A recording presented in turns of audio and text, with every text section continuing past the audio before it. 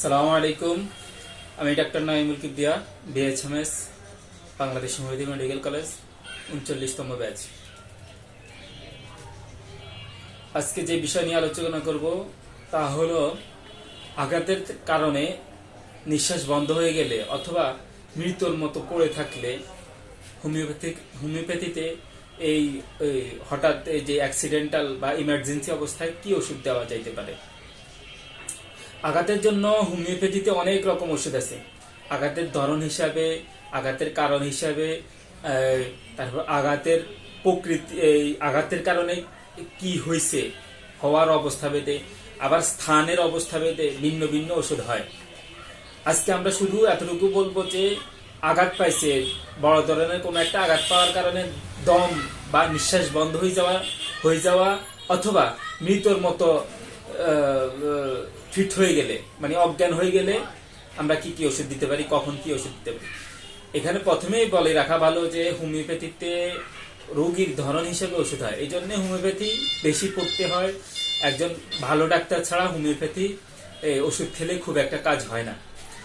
তো মৃত্যুর মতো পড়ে থাকলে আমরা প্রথমে যে ওষুধটা চিন্তা করি সেটা হচ্ছে আর্নিকা। আঘাতের মধ্যে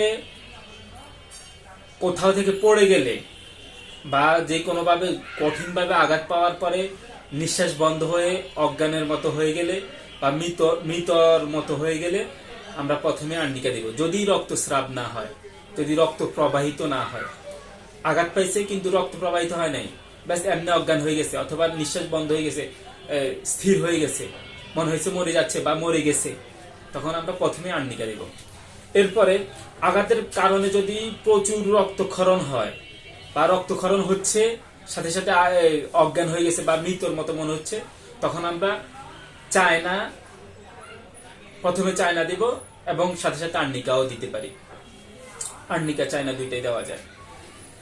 চায়নাই প্রথম দিতে হবে। দ্বিতীয়তে যদি কেউ গলায় ফাঁস দেয়, গলায় ফাঁস দেওয়া কিন্তু আঘাত। গলায় ফাঁস দেওয়ার কারণে নিঃশ্বাস বন্ধ হয়ে গেছে বা ফিট হয়ে গেছে, মৃত্যুর মতো পড়ে হয়ে গেছে, তখন আমরা প্রথমে দিতে হবে ওপিয়াম। ওপিয়াম দিলে ইনশাল্লাহ যদি হায়াত থাকে সে ফিরে আসবে ইনশাল্লাহ। এরপরে যদি পানিতে ডুবার কারণে নিঃশ্বাস বন্ধ হয়ে যায়, মৃত্যুর মতো হয়ে যায়, তখন আমরা দিব ল্যাকেসিস। পানিতে পড়ে অজ্ঞান হয়ে যাওয়া বা মৃত্যুর মতো হয়ে গেলে আমরা ল্যাকেসিস দিব। এরপরে বিদ্যুৎ বা কারেন্টের আঘাতের কারণে যদি মৃত্যুর মতো হয়ে যায়, দম বন্ধ হয়ে যায়, তখন আমরা দিব নাক্স ভূমিকা। প্রথমে নাক্স ভূমিকা দিব।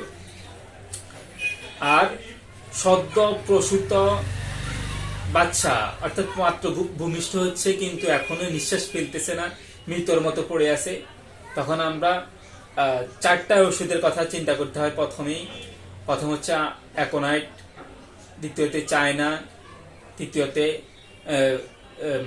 ওপিয়াম, চতুর্থে অ্যান্টিমটার্ড। এই 4টা ঔষধ লক্ষণ হিসেবে, যেমন অ্যান্টিমটার্ড যদি আমরা একটু গড় বা শ্লেষার ব্যাপার দেখি তখন অ্যান্টিমটার্ডের কথা আসবে। যদি দেখি যে না একটু ওপিয়াম অর্থাৎ একটু হাফ খোলা, চোখ একটু খোলা বন্ধ বা মনে করেন হা করে আছে, এই ধরনের আমরা ওপিয়ামের কথা চিন্তা করব। চায়না যখন আমরা দেখি না দুর্বল, মায়ও দুর্বল, বাচ্চাও দুর্বল, তখন চায়না। যদি এরকম কোনো কিছু না থাকে, সবকিছু ঠিক থাকে, ব্যাস নিঃশ্বাস নিচ্ছে না, মৃত্যুর মতো পড়ে আছে, তখন অ্যাকোনাইট সবসময় সবল হয়, দুর্বলের অ্যাকোনাইট হয় না, দুর্বলের চায়না। আর যদি হা করে থাকে, ভয়ের ব্যাপার থাকে, তখন ওপিয়াম। তারপর যদি শ্লেষিক ব্যাপার থাকে, কফ বা শ্লেষা যদি থাকে, তখন অ্যান্টিমটার্ড।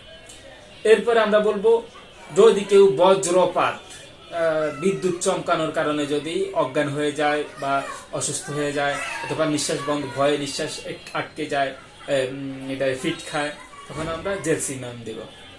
এ বলে আজকে সংক্ষিপ্ত বক্তব্য এখানে শেষ করছি। সালামু আলাইকুম।